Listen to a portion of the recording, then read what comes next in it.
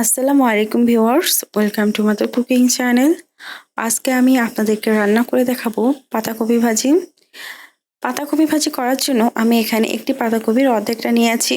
এখন আমি এই পাতাকপির মাঝ বরাবর কেটে এর মাঝের মোটা অংশটা কেটে ফেলে দিব।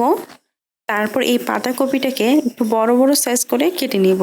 নিয়েছি মটরশুঁটি 1/4 কাপ, পেঁয়াজ কুচি 1/4 কাপ, ধনিয়া পাতা কুচি 1/4 কাপ, কাঁচামরিচ 6 থেকে 7টি, আর এই কাঁচামরিচগুলোকে আমি মাছ বরাবর কেটে নিয়েছি।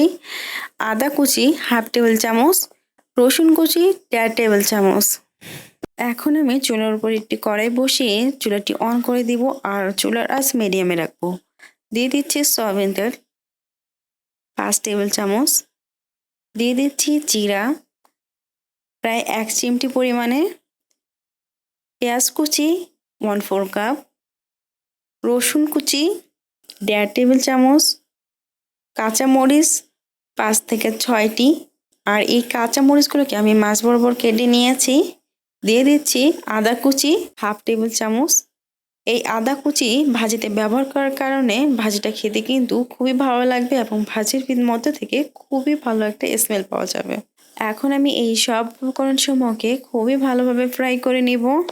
ফ্রাই করার এক পর্যায়ে পেঁয়াজগুলো যখন এইরকম হালকা ব্রাউন হয়ে আসবে তখন দিয়ে দেব আগে থেকে কেটে রাখা পাতাকপিগুলো। আর এই পাতাকপিগুলো আমি খুবই ভালোভাবে ধুয়ে নিয়েছিলাম। এখন আমি পাতাকপিগুলোকে খুবই ভালোভাবে নেড়ে দিব। দিয়ে দিচ্ছি মটরশুঁটি 1/4 কাপ, সাথে আরও দিয়ে দিচ্ছি পরিমাণ মতো লবণ। এখন আমি এই সব উপকরণ সমূহকে খুবই ভালোভাবে নেড়ে দিব। এই পাতাকপি ভাজিতে আমি কোনো প্রকারের পানি ব্যবহার করব না। এই পাতাকপিটার মধ্যে যে পানিটা রয়েছে সেই পানিটাতেই আমি এই ভাজিটাকে পুরোপুরি কুক করে নিব। তাই আমি এই ভাজিটাকে খুব ভালোভাবে নেড়ে ঢাকনা লাগিয়ে কুক করে নিচ্ছি। 3 থেকে 4 মিনিট পর পর ঢাকনা খুলে এই ভাজিটাকে ভালোভাবে নেড়ে দিচ্ছি যাতে তলানিতে দাগ লেগে না যায়। আর এই পাতাকপি ভাজিটা করার সময় চুলার আঁচ মিডিয়াম লোয়ে রাখতে হবে, কেননা এটাতে যেহেতু আমি পানি ব্যবহার করছি না সেহেতু চুলার আঁচ খুব বেশি রাখলে ভাজিটা পুড়ে যাওয়ার সম্ভাবনা থাকবে।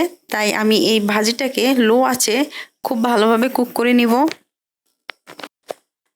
আমি এই ভাজিটাকে প্রায় 20 মিনিটের মতো সময় লো আঁচে কুক করে নিয়েছি। আপনারা এখন দেখতে পাচ্ছেন ভাজিটা কিন্তু খুবই ভালোভাবে কুক হয়ে গেছে এবং ভাজিটাতে হলুদ ব্যবহার না করার কারণে ভাজিটাতে খুবই সুন্দর একটা লুক এসেছে।